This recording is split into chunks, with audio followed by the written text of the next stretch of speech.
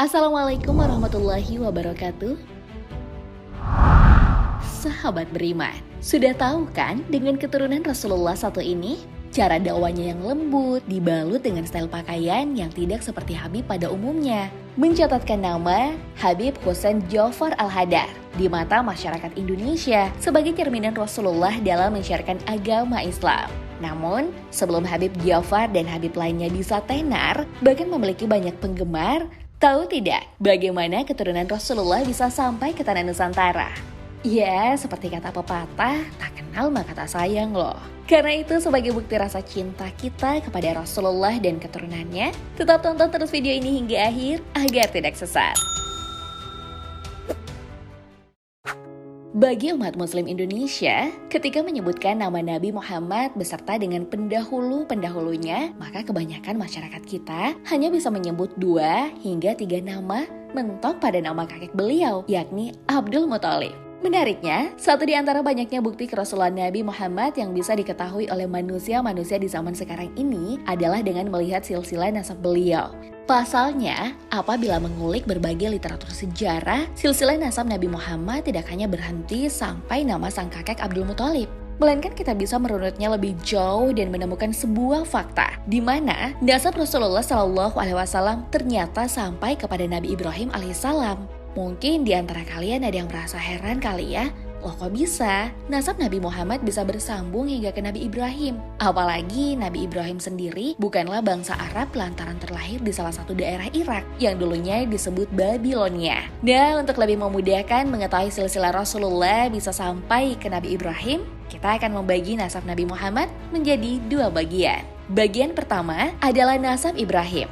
Dalam kitab Sirah Nabawiyah karya Imam Ibnu Hisham dituliskan bahwa alasan mengapa Rasulullah merupakan keturunan Nabi Ibrahim bermula saat Nabi Ibrahim tidak diterima serta mendapat penentangan sebagai seorang utusan Allah dari bangsanya sendiri. Kondisi itu pun membuat beliau untuk berhijrah ke berbagai daerah hingga berakhir di kota Mekah. Atas perintah dari Allah Subhanahu wa Ta'ala, Nabi Ibrahim ternyata kembali ke Palestina meninggalkan Hajar beserta Ismail kecil di kota Mekah yang tandus bahkan tak berpenghuni.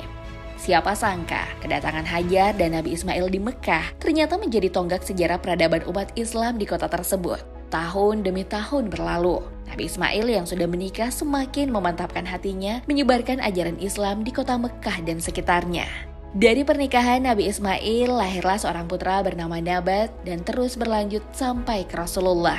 Untuk mengetahui silsilah nasab Ibrahim, satu persatu kita bisa mengurutkan seperti bagian berikut ini. Dimulai dari Nabi Ibrahim yang memiliki putra bernama Ismail alaihissalam, kemudian Nabi Ismail mempunyai putra bernama Nabat. Nabat memiliki putra bernama Yasijub. Yasijub mempunyai putra bernama Ya'rub, lalu Ya'rub memiliki putra bernama Tairah. Dari pernikahan Tairah dengan pasangannya, lahirlah putra bernama Nahor. Nahor memiliki putra bernama Mukawim. Mukawi memiliki anak bernama Udadah. Udadah lalu memiliki putra bernama Udah, dan Udah memiliki putra bernama Adnan. Dari Adnan kita akan mengetahui bagian nasab Rasulullah kedua, yang dikenal dengan nasab Adnan. Berdasarkan banyak literatur sejarah Islam dibanding nasab Ibrahim, nasab Adnan sendiri lebih disepakati jumhur ulama sebagai nasab Rasulullah SAW yang paling akurat. Pasalnya, menurut Syekh Ramadan Al-Buti, dalam kitab fiqh sirahnya, terdapat perbedaan pendapat akan nasab Rasulullah di atas Adnan sebab tidak ada riwayat nasab yang bersambung hingga ke Nabi Ibrahim yang bisa dianggap paling sahih. Namun semua ulama sepakat bahwa Adnan merupakan keturunan dari Ismail, putra Nabi Ibrahim alaihissalam. Pernyataan barusan semakin dikuatkan oleh Imam Bukhari yang menjelaskan dalam kitab Sahih Bukharinya bahwa hendaknya seorang muslim hanya menyebutkan nasab Rasulullah SAW sampai kepada Adnan saja. Terkait nasab beliau yang bersambung hingga Adnan, kita bisa melihatnya melalui bagian berikut ini. Jadi, Muhammad SAW adalah putra Abdullah. Abdullah adalah putra Abdul Muthalib.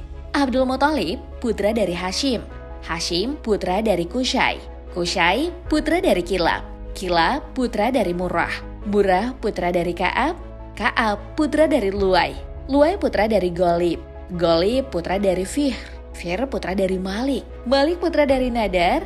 Nadar putra dari Kinana. Dan Kinana adalah putra Kuzaimah. Kuzaimah putra dari Mudrika.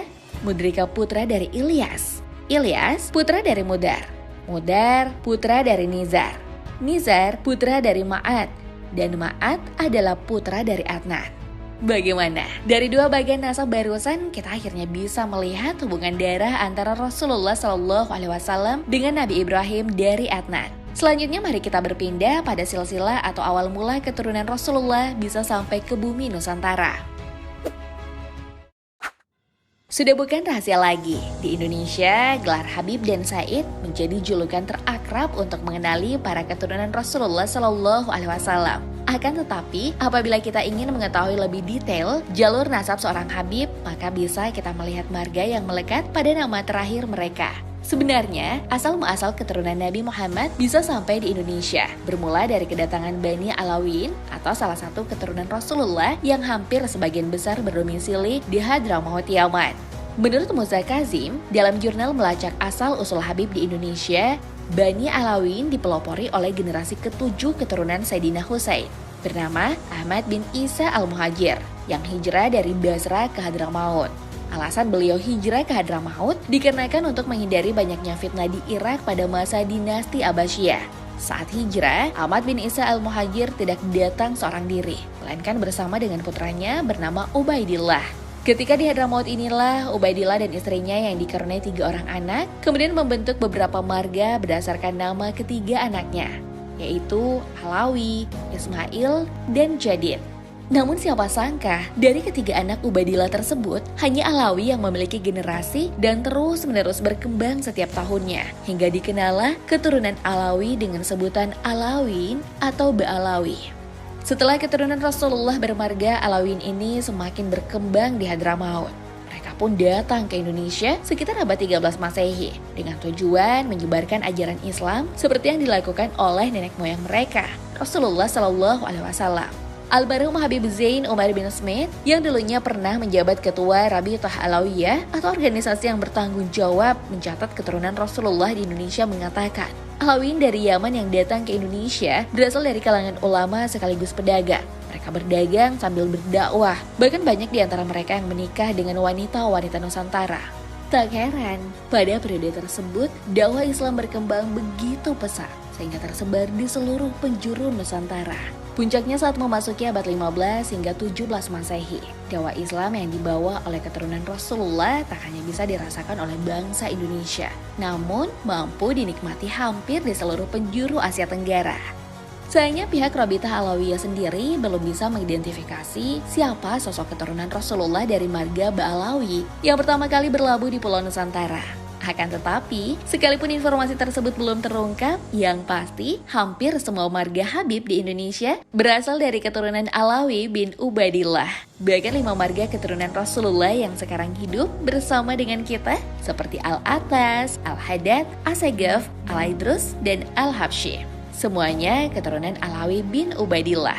Nah, berdasarkan garis nasabnya nih, Habib Alawi adalah generasi ke-11 dari Rasulullah SAW. Sedangkan keturunan Alawi bin Ubaidillah yang sekarang tersebar di Indonesia merupakan generasi ke-37 hingga 38 dari Rasulullah SAW.